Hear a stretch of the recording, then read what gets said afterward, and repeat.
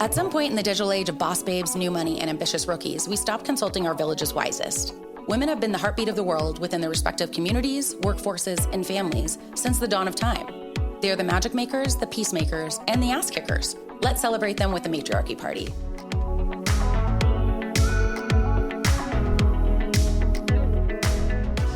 Hi, everybody, and welcome back to Matriarchy Party. Today we have the very cool and very powerful Jessica Thurber, Director of Social and Influencer Marketing for Amazon MGM Studios.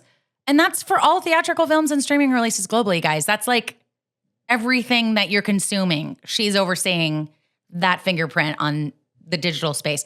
Jess has a strategic brain and memory like no one I've ever seen or met. It's amazing to watch firsthand how the puzzle pieces all come together. She has her hands in every marketing and social endeavor Prime Video is working on. And she and her team just won a Silver Pixel Award for their work on The Boys. You're all probably watching and loving. She and her husband also are investors in the Red Dog, this really cool bar in Pioneer Town. Haven't been there yet, but hello, how cool is that? She's on seemingly every call for every team at Amazon. She's such a cool and creative mom. I've heard many an employee gush over her support and leadership. She's just so cool. I don't know how she does it all. We're going to find out today. Jess and I first met when she was at Warner Brothers in 2019, and she was the very first studio to take a chance on me when I went out on my own and started my own company 2.5 years ago, which I will eternally be grateful for. Jess, I love you so much. I'm so grateful for you. Thanks for your time. Thanks for being here. I love you so much too. It's so awesome to be here, Court. Anything for you. So fun. I know how busy you are, so I really appreciate this. A sliver in your day, and it's fun to see you on a screen when we're stayed away here. Happy to do it. Yeah, I'm so excited to be here. Amazing. I appreciate you. Well, we always start this thing off with the same question, and it's when we think of a matriarch, we think of a woman who's the head of their family, tribe, or organization. When in your life did you feel like you had to demonstrate those traits, whether by necessity or not? Oh, that's a great question. I mean, I think it grew over time. I think being a mother was definitely an important part of it.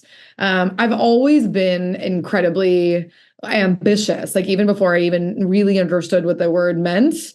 In high school and college, I realized that I wanted to be very busy. I wanted to be like highly productive. I love it. And I literally to the point where I said, I think I want to be a producer, not because I actually understood what that meant, but because it was like literally like, I want to be a productive person and therefore I want to be a producer. I think over time, what I realized is I started, becoming a manager of one person and then a team of people, and then a department of people, and becoming a mom, I realized that my responsibility had really grown into being far more than just being productive. I now had to, inspire others to be their best selves, and I had to role model like what I felt like really good leadership should be. And then for my kids, it's like how to believe in them and support them in a way that they can, thrive and be the best versions of themselves. So it's now something I think about quite a lot. Yeah, but I didn't initially. Well, I'm sure. I mean, I see you ringleading in more of a work environment. And I mean, we all only see what people give us access to on Instagram. So I see a little bit of like how you're doing it in your personal life, but like, do you feel like in high school and college, you were like ringleading and on like captains of teams and like running circles and like just coordinating people? Like, yeah. I feel like you're, what's funny is I really wasn't. Here's what I would say. If you were to meet me in high school, you'd probably see someone who was like pretty insecure a lot of the time. I really wanted to kind of understand like popularity and social dynamics and kind of understand what that was like and felt like. But I'm an only child. I was, and that came with a lot. Like it did come with some confidence, and I loved being on stage. So I loved dancing. I loved being in plays. So I didn't know that. I love that. Yeah. I was a dance major going into college. So I never lacked confidence, which I think in a way that a lot of only children don't, because you're kind of surrounded by parents who think you're adults, who think you're fantastic. I love that. Because they birthed you and focused on you. But then when it came to sort of like the social world or the club, or even team sports of it all, I really kind of like sort of sat and like watched, and tried to sort of observe. And it wasn't until I got to college and kind of started, kind of just going off my own steam, like really started understanding what my own personal agency was going to be about. And that's when I was like, I want to like go, go, go. Like this is me. I want to fire kind of on all cylinders all the time, or as much as I possibly can. And that and was you're kind doing of it. the spark. Yeah. So here I am. You're like, no time to take naps. We got things to do. Yeah, exactly. My husband likes to say, and I think someone used to say to him, if you need something done, give it to a busy person. Yeah. And that is 100% me. Like I'm only really like thriving and doing what I need to be doing if I have a really full, plate. Yeah. If I have 2 things to do, I'm like, I'll get to it. I like never get I around totally to them. believe in that. Why is it so It's really hard funny. to It's accomplish really, anything like, if you don't have like a stacked day? Exactly. Did you always want to be a mom? I think it was in theory, yes. Like I think it was like becoming a mom, becoming a parent, having kids is like a thing that you do. So Yeah. it was like, let's do the thing. But when it actually came down to it, I was 33. I was a vice president, at Warner Brothers, and it was like, okay, I guess we're doing this. And I realized then, I think that I didn't really conceptualize it. And I kind of just, to be honest, I was sort of in a state of denial. I kind of just wanted to keep working. I didn't want to know the gender to be surprised, but it was, it wasn't until my son arrived that I was like, oh my God. And then I had to really like go through a lot to figure out how that had changed my life. And it was kind of rocky. I won't lie, but now I absolutely love it. Yeah. Now being You've hit your rhythm. Incredibly. Yeah. Well, and I got to like start sleeping again. Yeah. A little more than I was, but now being a mom actually is something that's like one of the, like, is the most important thing to me. Yeah. But it took some time. I mean, I love that vulnerable and honest answer because I am always amazed by my twin brother has a baby girl, like many friends do. And I'm just like, but how do you do the rest of the full-time jobs with that full-time? How is it, especially someone as busy as you? I feel like it's amazing. And I like that, like the element of like delusion of just like, you know what, we're going to figure it out when it gets here. I mean, don't underestimate it. No. Well, yeah. Everyone needs a little delusion. Yeah. Yeah. I love that. Yeah. And I think that, I don't know, you can prepare all you want and it's going to be a totally different experience than what I'm sure that you thought it was going to be. Like nothing can prepare you. So either way, it was going to be like, oh shit, my whole life has changed. Like, so, exactly. Lean into it. And the penny drops in different ways and some things get harder and some things get easier. And it was a whole experience that like, I was not prepared for. And I don't know, it's kind of hard to prepare for it, but I didn't go through that period of like, I really want a baby. It happened. And then I did really want the second baby. That was the one that I was like, I know that I want this. I don't want to have an only child. I don't want like another 3-person family. So that was one that I did feel more than the first. Well, and then you're like semi know what to expect a little bit and kind of like plan. You're like, okay, I know like what my bandwidth is and like how I need to like evolve and change the lifestyle we're living to like make space for this other human. But wow, that's so interesting. Do you feel like there was a moment that, like going back to what you were saying about just like knowing that you really wanted like a full dance card and wanted to be firing at all full cylinders? Like, was there something that like clicked or like a moment of just accomplishment that you're like, I can see myself doing this. Like I am born to be leading and out there and doing the things. That's a good question. I first felt a lot of like fulfillment and success, like kind of being a doer, being someone who what, you would call in sort of the corporate America world, the individual contributor more than the like person, people manager. And so that was the first thing that I got really, really good at. And then as I like elevated in my career, obviously the natural thing that happens is that you become, people give you like you start heading up a team, Right. like you start wanting to achieve things that are beyond and should be beyond what more than what one person can do. And that was a hard transition. Like that was rocky for me. I think there were things that I did well and there were things that I did not do well. And I continue to really think about that and work on that. And there were a lot of stumbling. There were a lot of stumbles.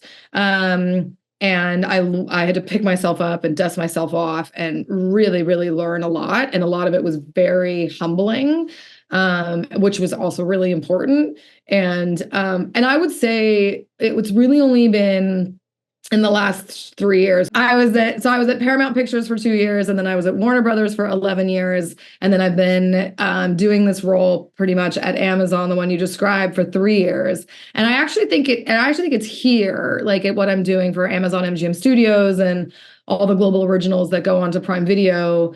I think this is probably what you just described is sort of what I'm experiencing now. Mm-hmm. Like I think now is when I feel really excited. I feel really energized. It's not to say that I figured everything out, because I definitely haven't. It's not to say that like I still don't stumble and have to and make mistakes, because I definitely do. But I'm really fulfilled and I'm really gratified, and I have realized that I really enjoy leading people in this way. And so I'm excited to just try to keep getting better at it. I love that answer. I mean, managing people is so hard. Anybody and I feel like anytime you're growing in your career, the natural progression is then you start having more people on your team reporting to you. And it's not a skill that everybody has. It doesn't come naturally if you haven't been doing it forever. And even if you have, the needs are so varied for just the type of leadership you need to give, the situational leadership. It's so hard. Humans are hard to manage. And I feel like being able to admit nobody's perfect. We're all just doing our best. We have a common core objective here that we're trying to accomplish together. I think that you are always very team centric and are very quick to give flowers and support to everybody working with you. And it's very much a team effort, even though you have this badass, prestigious, the head of all. You're basically Bezos of social at Amazon, You're the boss. Oh my God. So, I know, but you are. But I think being vulnerable and humble and willing to let's figure it out. I don't have all of the things, but we're making the best decisions with what we have and that's the way to do it. Well, exactly. And you really have to, I mean, I know it sounds so trite and is kind of a trope, but it really, you have to make mistakes in order to learn. I mean, I definitely have learned a lot from, especially a lot of women, and I know we'll get to this, who many of which I think were far more natural and intuitive managers than candidly I turned out to be. And I've learned a lot from them that I employ every day, and I continue to learn, because there's a lot that you did that no one really tells you, managing a team. If it's just you and 6 or 7 people, that's one thing. There's sort of one layer there probably.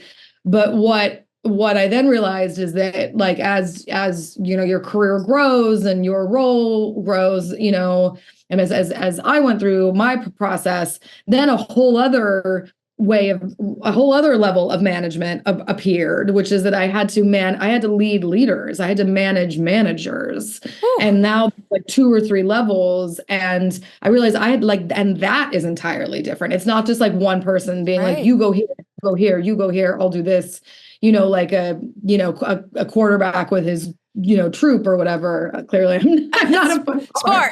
Sports.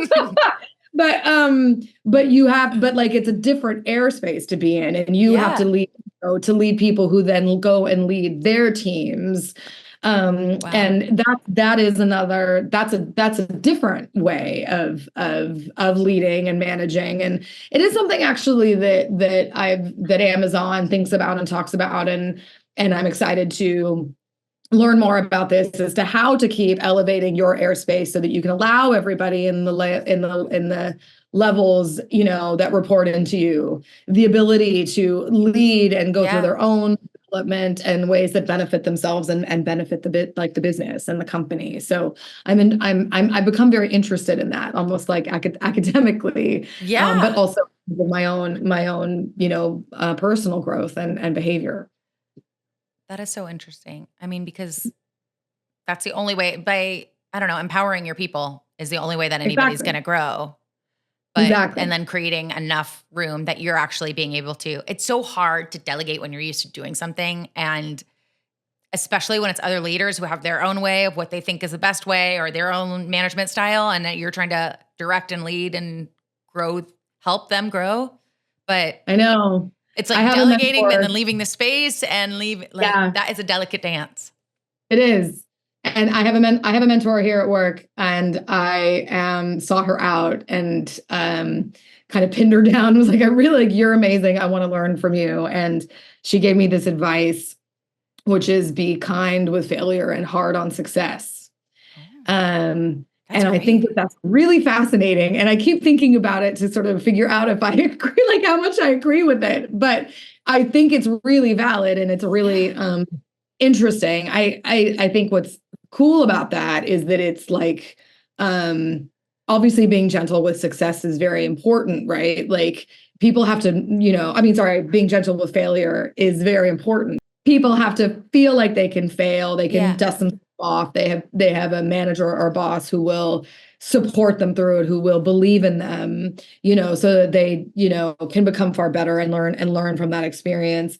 The hard on success is, I think, also an interesting concept. I think I want to make sure I'm married to an Australian, and he talks about the sort like tall poppy syndrome, right? And you can't become too much of a success, or you kind of just get cut down. I want to make sure that's happen, so that we can really let our successes like become things that we take pride in, and that we and that fill our cups up, and keep us going and motivating, inspiring. But I do think it's interesting to sort of get, to be aware that like, you shouldn't just, ride that high so long or milk it unnecessarily. Like always work to be done. There's always a better way to have done something, even in success. And that I think there's like a kernel of that there that I do actually appreciate. But it's interesting advice.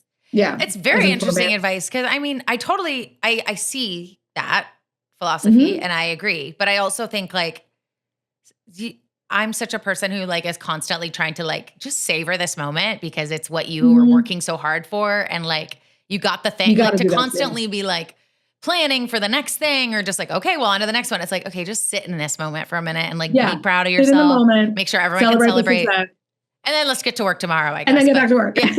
There's a balance of both, for sure. It is. It's a balance. I think that's what I like about it, is that it acknowledges the balance. Yeah. Yes. And how important it is to get the balance right.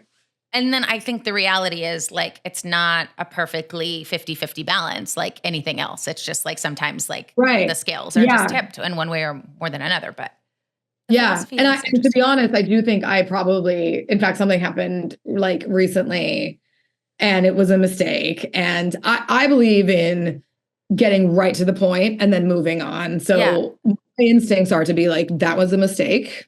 I want to make sure we are acknowledging that was a mistake. Yeah. So that we know not to do that, not to do that again. And then move on. Like I am very purposely and intentionally not someone who holds a grudge. I want to just like articulate the mistake, own the mistake, and then very quickly move on so that no one feels like they have to like wallow in it, and like excoriate themselves, because of this one mistake, but I don't beat around the bush. I am very direct about it because I believe that's important, like let's not sort of, sugarcoat it. Like happen there. Let's like call it and then like talk about how we're going to fix it and then move on, because I do really believe in my team. And and also I have a boss who role models that. Like, even if she thinks I'm not doing something correctly or really didn't stick the landing in a way that I should have, I really appreciate it. And I told her this recently, that I appreciate how she does that, with me. She is direct, but she is caring, and in that, and I never feel that she doesn't believe in me, even when we're talking about something like that. And that's really important. It is so important.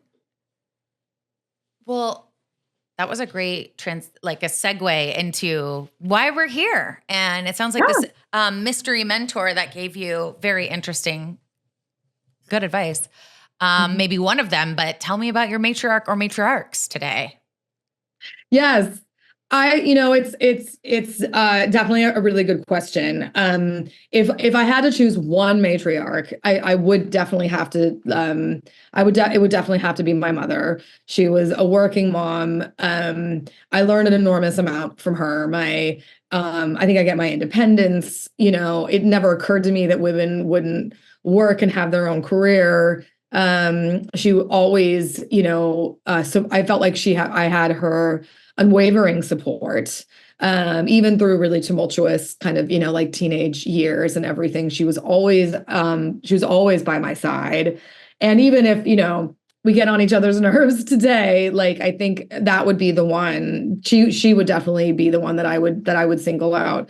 But the honest answer is, that I have a lot of people in my life that I would consider matriarchs, people who do, own their own sort of agency in life. Almost all of them, I would honestly say, are working moms. I think that's the commonality I realize that I really gravitate towards, because it's who I am. And so I deeply, deeply relate. I have some incredible best friends who, not all of them have the same sort of high intensity career job. It's the working moms that I learned so much from. So my mentor is a woman who I would definitely consider a matriarch.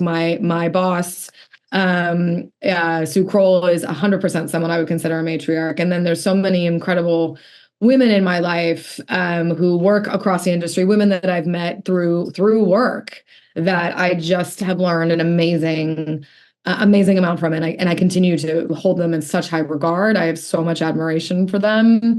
Some of them have kids in college. Some of them have kids my age. Some of them are pregnant with their second. But it's an extraordinary group of women. And they teach me a lot every day.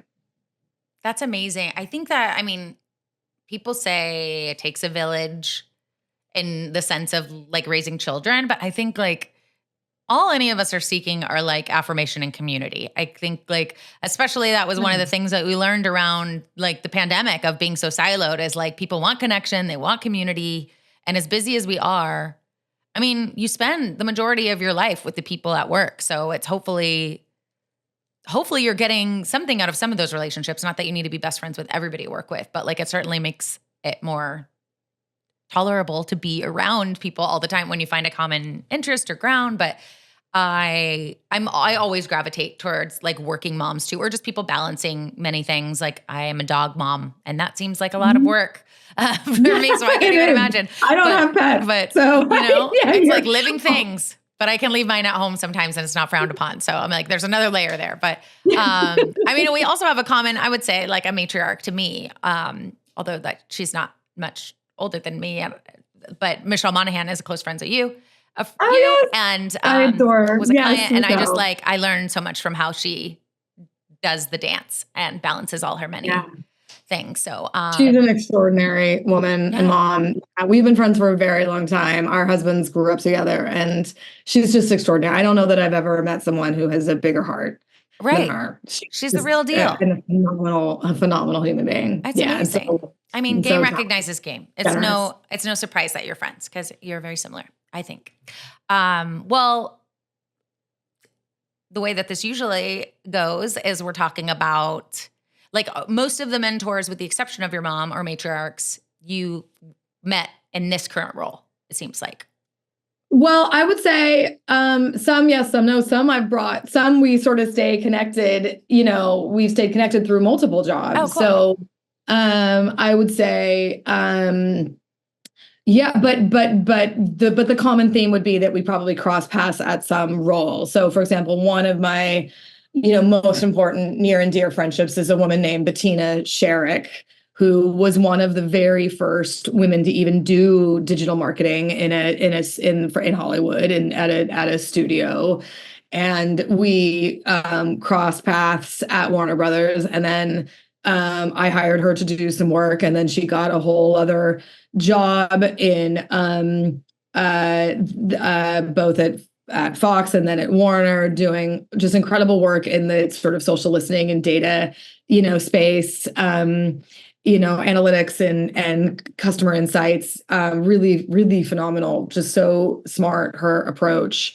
And then when I moved and took the job here at Amazon, Prime Video and Amazon MGM Studios, she ended up also finding a role here. And so cool. it's incredible. Yeah. And now we're, in different groups, but we work extraordinarily closely.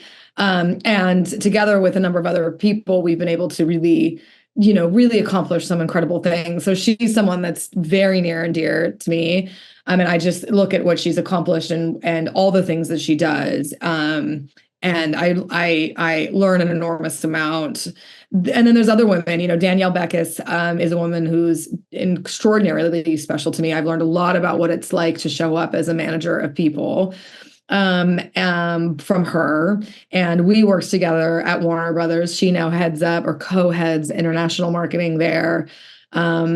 And is phenomenal. But there's two other women, my boss, Sue Kroll, and then Amanda Edwards, who heads up creative advertising and a huge group here at the studio I'm at now. And those are women I also knew and worked with at Warner Brothers too. So we've had years and years and years together, and we know each other incredibly well. We, support one another. We've seen each other grow and stumble. And so it's like so many other relationships. You have to learn how to support one another when we're down. You have to learn how to cheerlead and champion each other, and honestly how to resolve conflict. We're not always gonna get along or agree, but when you have gone through that a lot, like with any other very important relationship, like a parent or a partner or a best friend, you have to understand how you're going to disagree and then how you're going to resolve. Communication. Totally. Communication, is like fundamental to every relationship, so it's like those are just a few that I would point to. There's many more, but women who I just learned an extraordinary amount from, and I think they are all absolutely such powerful. They are. Well, yeah. I mean, I feel like even if people who aren't in close proximity, those names are such powerhouses, and they're on their own companies and roles, and so I feel like being a mentor for men and women I feel you get the closer connection, maybe a relationship than they probably let everybody in on. But gosh, I would imagine that was complicated for finding a way to have somebody as a matriarch mentor, and for so many years. I mean, almost 15 years, some of these people or more. And in different roles where you're reporting to people, or in one scenario, you bringing her on, the dynamic has shifted within you reporting to them reporting to you, and different people. So being able to still be inspired and acknowledge oh, I can learn a lot from you no matter the dynamic. Does that make it complicated, do you think? I mean, like you said, you don't maybe agree on everything or see eye to eye on everything, but it's the process and the way that you're kind of recovering from maybe a situation it's not always yay, everything's awesome and we're making money and everything's a success. That's not the reality of this business or life, but yeah. I think, well, to touch on that point, I think you're right. In order for there to be real growth, and again, I don't want to sound like a armchair psychiatrist here, but what I have definitely learned in my experience is that I have really only ever grown when I've been really uncomfortable. Yeah. Like if something didn't go well, if I was just like, oh, fuck, I fucked that up, or I'm really angry with someone else for something that like I perceived that they did, or, unless you get uncomfortable, and then it's all about how you like react to that state of uncomfortability. Like, and what I think has actually served me is that probably even with an undue sense of urgency, I like immediately want to go talk to the person that I'm uncomfortable with. Yeah.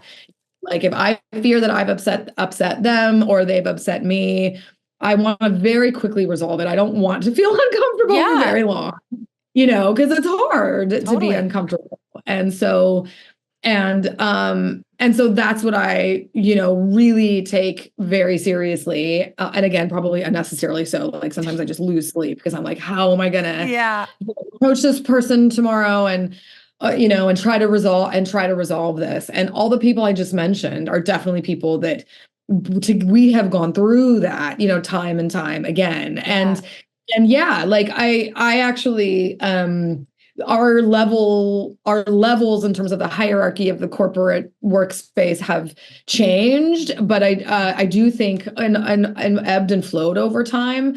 But there is this cool moment where there is so much mutual respect, honestly, that like it like I truly wouldn't mind. Like I would like to believe and do believe that my ego would not be hit if like they work for me and then I work for them, or maybe we go from both being on the studio side to someone being like the client and the other one being the freelance consultant or the agency. There's a lot of different power dynamics, but if you start from a place of like a real kind of honesty and mutual respect, then I think it helps reduce that complexity. And it also kind of comes with sort of maturity and age. And so that always helps. It's funny. One of the things Bettina says to me a lot is that she's at that point in her career where truly what's important to her is the success of everybody else. Oh. And I've thought about that because I'm always like, really? Like, is that like that's the only thing? I know, but I think that is just part of growth, right? That is part of like youth into adulthood, is that you're supposed to just be thinking about yourself, and what you want to do and how you're going to grow and how you're going to advance. But there is a point in time, and hopefully it's not too late, or, it's kind of the right time where you start to realize, oh, like it's not just going to be about I'm the mentor now. I'm not the mentee. I've accomplished. Yeah. Like it's going to be about what I can help others accomplish, not just in like yet again a self-serving way, because look at what I helped other people accomplish, but like in a way that is actually much more deeply like gratifying and fulfilling, because that is what you realize, you leave people with their impression of you and the impact that you have had on their lives. And that becomes more like one of the most special things so highly valued. That's so true. I feel like everything you just said is so important for many reasons. I mean, it's interesting, like being in my, some would say late 30s now, that I feel like becoming in like this mentor role where, I mean, I've always been like, I'm the oldest daughter. I was a cheer captain. Like I just fall into like, I'm just mother henning people. It's my personality, it's my purpose, I guess. But having people reach out to me like for work advice or just any kind of like connection. And I'm like, I'm just a teenage little girl. Like what I'm the mentor now. We're all just teenagers. Like, aren't we all just like teenagers awkwardly figuring it out when we grow up? Yeah, exactly. But you're right. Yeah. Just like the older you get, of like having that perspective of just like, hey, nobody knows what they're doing. We're all trying to figure it out. Where I think you're constantly, the years are going, but like you still feel like, I mean, I'm sure like my 80-year-old grandma still feels like she's just a teenager, like just figuring it out. You've never been 80 before. But then another thing you said was just like true growth only happens when you're uncomfortable. And I feel like that's it, everybody. Take that and put that in your pocket, because God, when I think about like uncomfortable scenarios at work, when you're thinking of like situations where people were not like, I've worked for people who should not have been leading people, and like the dynamic was complex. And I'm like, I've been managing people for a long time, but maybe just don't know as much about this topic as you do. And there's probably a better way that you could get your point across here. But, I think like being uncomfortable, like it taught me whether it was traumatic or not in the moment, it did force you to evolve and grow. And like now there are things in my process that I take because of these people that I'm like, well, I feel like we're all just like a cup full of droplets that we've got with people that we've worked with and interacted with throughout our lives. Like there are things that I do from friends when I was a little kid, or like my popcorn order at the movie theater and putting little jalapenos in it was like something my aunt used to do. Like I feel like we're just taking little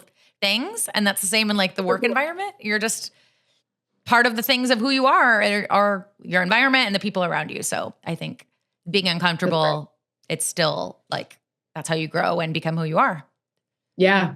I really loved what you said too earlier about, affirmation and community. And I think that when I think about all my matriarchs, I think that's probably what I'm talking about. I think I'm talking about a group of women where I derive a lot of affirmation and community, right? Like, and the affirmation piece comes from the support that I really do feel that, and that I try to like really return, to all of them, and that sense of community, like that bond. I just had dinner last night. There were 6 of us, all women, all moms, all working moms, and there was so much like just laughter. There was so much affirmation and community. You know what I mean? Yeah. And I think that it did recognize. I think it put a lot of that into a much clearer perspective than it ever had before, in view of such isolation and so much, suffering on so many levels. Yeah. And it also, I think broke things down in a way that's been incredibly helpful. I think it sort of sped up people realizing changes they wanted to make in their lives, things that they were probably headed towards that sped up. And I love that it sort of broke apart and then sort of rebuilt in a different way, even how the workplace works, like it really did set up people to change this just like Monday through Friday, 9 to 6 or, whatever the case may be. Like, even though we're largely back at work, I'm here on a Friday in my office. There is, I do feel like there's this collective recognition that there are different ways that people can thrive now, and you can put it together in slightly different ways. And I think that's incredible. I mean, it really has changed the way, like, it gets into like how offices are laid out on the floor now. Like it's had such an incredible effect on work culture and the way and our relationship to it. And honestly, I agree. And I think just even looking at like productivity of like making sure your people are like happy, healthy, and whole.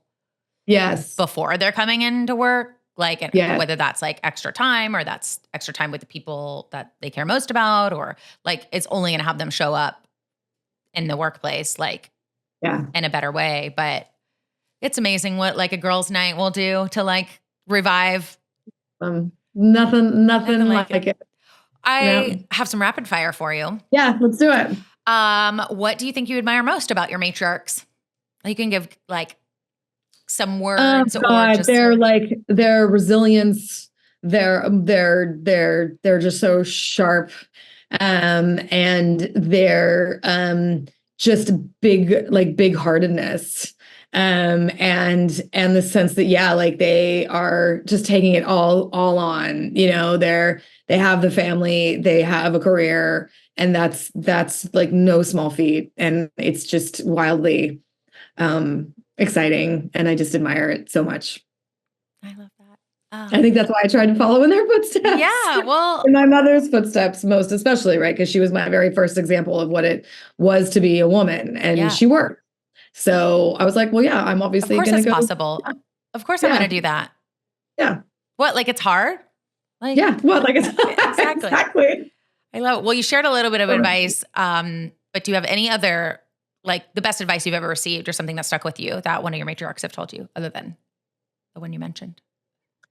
Well, another piece of advice, again, is from the same mentor, she said, and I wrote both up on my board, is applaud upwards.